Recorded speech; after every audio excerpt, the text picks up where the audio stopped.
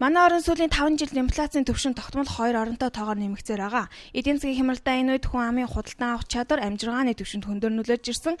Өргөн хэрэглээний бараа бүтээгдэхүүний үнийн хувьд өсч буурсан үзүүлэлттэй байгаа билээ. Тухайлбал махны үн өдрөөс өдөрт өсдөг, харин салбарын яамнаас махны үнийг доктортой байлгах болно гэдгийг ч хэллээ. Агуулгатай махаа нөөцлсөн цааш нөөцж авах боломжтой аж ахуйн нэгжүүдтэй бол бид нарын бодлогын гэрээ байгуулна. Тэр гэрээ нь бол энэ хавар махны үнийг бол тогтворжуулах өсөхгүй байх энэ гэрээ хэлцэлтийг хүлээн зөвшөөрсөн.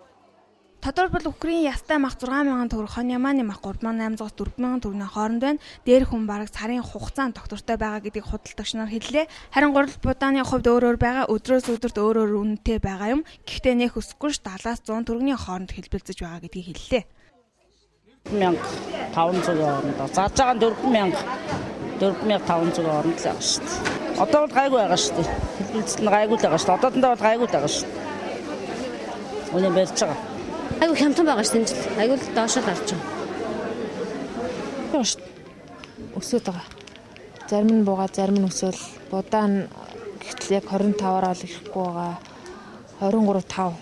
Тэрэндээ чанараараа ороод явчихж байгаа. Жохон өсөлт ингээд хэлбэлцэлтэй байгаа байнга.